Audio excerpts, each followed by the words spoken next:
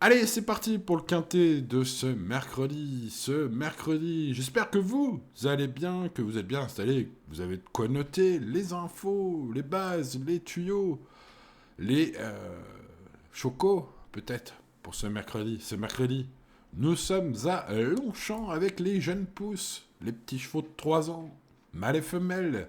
On mélange tout, on verra bien ce qui sort. Alors, quels sont les meilleurs chevaux à jouer aujourd'hui? Bah, c'est ce qu'on va bien sûr voir ensemble, les amis. Mais avant, il ne faut pas oublier le petit pouce sur la vidéo. Merci à ceux qui le mettent. Vous avez été très nombreux hier à le mettre.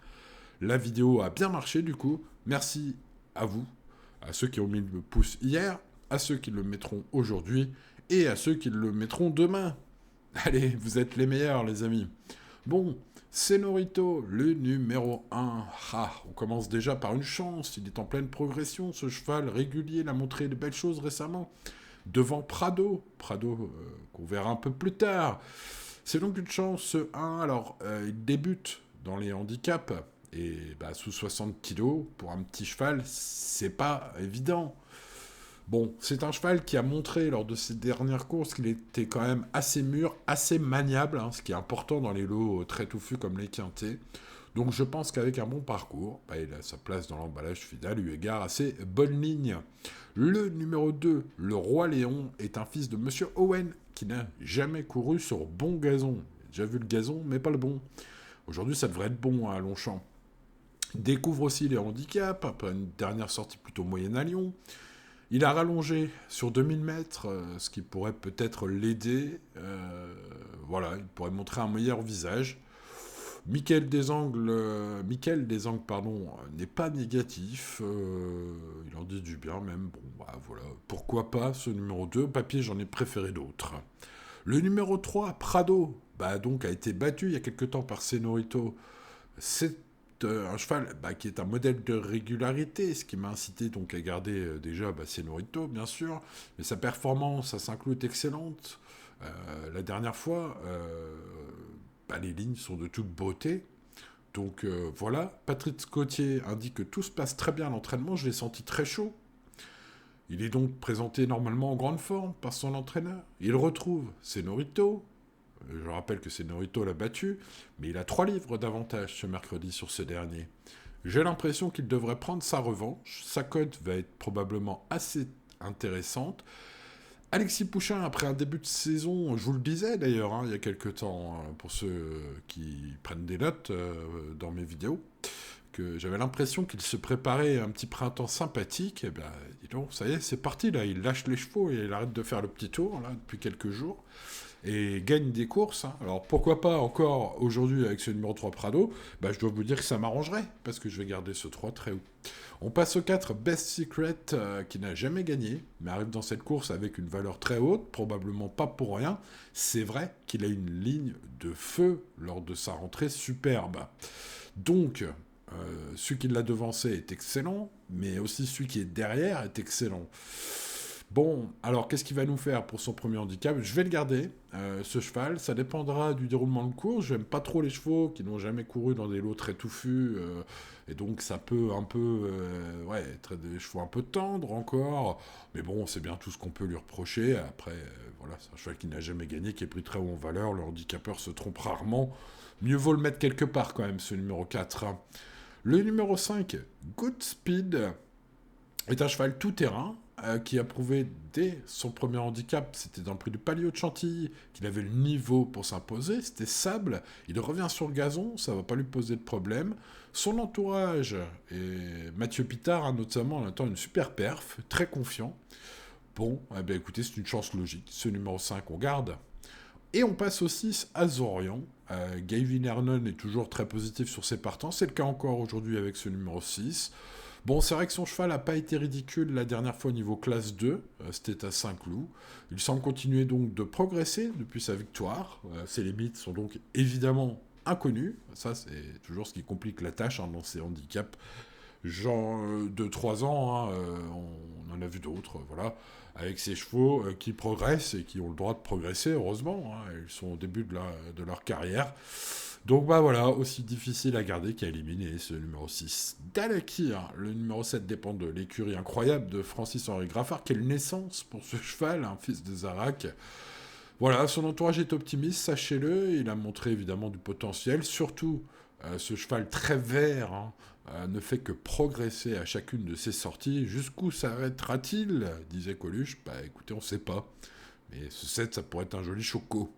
On passe au numéro 8, Végétal, qui a montré du potentiel en remportant son maiden sur sable avant une rentrée correcte dans une classe 1 cette année. Voilà, donc bah écoutez, découvre le gazon. Hein, une fille de Lope des Vegas qui devrait être bien si le terrain est bon. Normalement, il devrait l'être. Voilà, en 37 de valeur, ça me semble très bien. Voilà, on peut garder évidemment. Et puis les fans de la Kazakh verte et mer hein, garderont évidemment ce cheval de grande naissance très haut, cette pouliche. Bon, voilà, on va garder quelque part. On met le 9, Princesse d'amour, dans la catégorie des regrets. Des regrets, des regrets. Clément Lecoeuvre, son jeu qu'elle aime beaucoup, il pense qu'elle vaut un quintet plus de ce genre. C'est ce qu'il indique dans son interview sur Equidia, sachez-le. Le cheval vient de finir 3e sur 5 du relevé prix d'Urban mi-avril, hein, avec des sacrés chevaux. Donc, bah, voilà. Bon, après, c'est une attentiste. Peut-être serait-elle mieux en terrain souple, je pense. Sa corde est pas facile. Pour toutes ces raisons, je mets ce 9 seulement dans mes regrets. On passe au 10, Perry Elio, qui vient de très mal courir, Perry Elio. Ceci dit, j'ai lu sur Génie que Henri-Alex Pantal trouve que son cheval commence à retrouver la forme, avec 2 courses dans les jambes désormais. Et il indique aussi que sa dernière course PSF à Chantilly ne reflète pas son vrai niveau, selon lui. Bon, alors on est sur le gazon ce mercredi. Un rachat me semble pas impossible, étant donné son ultime sortie 2024 victorieuse devant un poulain qui a ensuite gagné son handicap en 34,5. Alors, ce 10 est pris un peu plus haut au poids, mais ça lui laisse quand même une petite chance pour ceux qui veulent tenter le casse du siècle hein, au PMU. Pourquoi pas mettre ce 10 quelque part. Moi, je le mettrais dans mon champ réduit. On passe au 11, Marvelous Pan Knight, qui est l'un des partants les plus expérimentés avec 11 courses à son actif. C'est une pouliche qui ne déçoit jamais et confirme sa compétitivité dans les handicaps au fur et à mesure de ses sorties. Voilà, alors les dernières fois c'était sur le sable, sur gazon pas de souci je pense, elle semble en mesure de continuer. Voilà, bah sur sa lancée, ce 11 mérite une note de méfiance, on va mettre ça en bout de ticket. Et on passe à Duchesse de Morny, le numéro 12, qui est offensif, qui a tiré la corde 4, et bah c'est tout bien ça. Bon, alors en termes de qualité, son ultime course, peut-être un peu, voilà, elle indique peut-être à une petite limite, en tout cas sans marge. Maintenant, si Stéphane Pasquier, hein, qui remplace Théo Bachelot en selle, arrive peut-être à calmer un peu cette Duchesse de Morny, à la dompter un peu plus, qu'elle en fait un peu moins en début de parcours, elle pourrait peut-être aller loin. Je vais mettre ce 12 dans mon champ réduit. Seona est irréprochable, si ce n'est un tempérament un peu trop offensif aussi, parfois, celle-là. Ce numéro 13 reste sur une performance correcte, peut mieux faire selon son entraîneur Montfort, sachez-le. Bon, c'est une pouliche toujours volontaire en piste, qui laisse son cœur sur la piste, et donc bah, forcément son entraîneur l'aime bien. Voilà, alors une victoire semble un peu compliquée, hein, si elle démarre tambour battant, hein, comme elle fait. Bon, il y a du pour, il y a du contre au final sur ce 13. Le numéro 14, Take Me, I'm Yours, est en pleine ascension. Il y a bien les chevaux sur la montagne comme cela. Il arrive en forme après avoir montré son courage sur le gazon de Chantilly. Alors c'était à Chantilly, mais c'était le gazon et c'était terrain bon. En tout cas, l'un des meilleurs terrains qu'on ait trouvé depuis des mois et des mois hein, en France. Hein. Donc bon, ce dernier travail était rassurant selon sa coach et son bon numéro est évidemment un bel atout. Les amis, elle devra trouver voilà, le passage, mais avec son 5 et surtout sa capacité à la montrer ces derniers temps lors de ces 3 dernières courses, hein, d'attendre juste derrière les leaders. Bah écoutez, elle a la corde 5, si elle peut attendre juste derrière les leaders et qu'elle arrive à entrer de ligne droite, voilà, ça peut être le coup de l'année, hein, ce numéro 14, allez savoir. Le 15, Racan, est encore maiden, à l'instar du 16, Trust On, mais bon, voilà, ce sont des chevaux qui peuvent progresser. Le 15 est capable de se révéler, voilà, il a tout à prouver, mais voilà, limite totalement inconnu. Sa bonne fin de course la dernière fois à Saint-Cloud est à retenir peut-être. Au final, le retenir ou non, c'est une affaire d'impression, ce 15. Un peu le même constat pour le numéro 16, Truston. Que peut-on lui reprocher à ce petit Truston? Il a bien fini pour sa rentrée devant Racan, justement, le 15. Son entraîneuse préfère tenter sa chance dans ce handicap, et pourtant ses chevaux, bien sûr, sont éligibles au Maiden de printemps, donc Bon, alors manque de métier pour ce cheval aussi, mais il semble bien prometteur en bas de tableau comme ça. Il pourrait surprendre agréablement, comme tant d'autres. Ce numéro 16. Bon, vous l'avez compris les amis, on se dirige un peu vers un quintet fou. Alors il faut bien choisir. J'ai bien aimé la confiance du coach sur le numéro 3. J'aime bien Alexis Pouchin aussi, qui en ce moment ne fait pas le petit tour. Voilà, Patrice Cottier est confiant. Modèle de régularité. Il retrouve Senorito avec un petit avantage au poids, ce numéro 3. Je pense qu'une revanche est possible. Allez, on va l'encourager. C'est ma base en or. Espérons qu'il rejoigne ma collection de bases en or gagnantes. Ce serait bien. Il en faut quelques-unes, là, un peu, là, en ce moment. Voilà, ça ferait plaisir, ce numéro 3, vous l'avez compris. On passe au 5, Good Speed, ce numéro 5, qui fait lui aussi l'objet de la belle confiance de son coach, Mathieu Pitard. Dès son premier handicap, ça s'est très bien passé, là, a montré qu'il avait le niveau quintet, ce cheval, à mon avis. Une très belle performance est envisageable et même espérée pour ce numéro 5.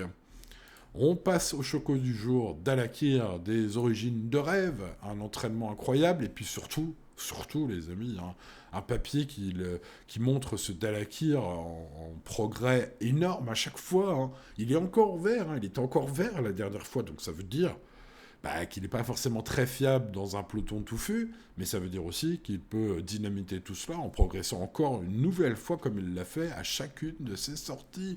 Ce set, voilà, le profil du Choco à tenter en tout cas. Le 14, Take Me I'm Yours. Alors ils sont nombreux à être très bien placés en bas de tableau, forcément. Il y en a même qui n'ont jamais gagné. Mais ce 14 m'interpelle. Voilà, un cheval, je le disais, en super progrès. Puis ce que j'aime bien, c'est que ce cheval-là sait attendre derrière les leaders. Il a tiré une corde de 5 très avantageuse. Ce 14 mérite, peut-être sur l'un de nos tickets, les amis, un joli coup de poker à tenter. Mes préférés, vous le voyez, sont les numéros 3, 5 et 7. Mon coup de poker est le 14. C'est parmi les outsiders celui qui m'intéresse le plus. 14, par exemple, pour une quatrième base, allez savoir. Et puis ensuite, je vais garder le 4, Best Secret, un cheval en constant progrès très régulier, qui va bientôt gagner une course. Est-ce que ce sera pour son premier handicap aujourd'hui? Il est pris haut, mais sa ligne est une ligne de rêve la dernière fois, ce 4. On garde le 1, c'est Norito, forcément, c'est la ligne gagnante de Prado, le 3. Donc on garde le 3, on garde le 1 aussi, même s'il est un peu désavantagé au poids pour ce handicap, par rapport au numéro 3. Donc je l'ai gardé un peu plus loin, ce 1. Ensuite j'ai gardé le numéro 8, Végétal, des origines de grande naissance. Voilà, un cheval irréprochable en compétition. Maxime Guyon, manette de ce numéro 8.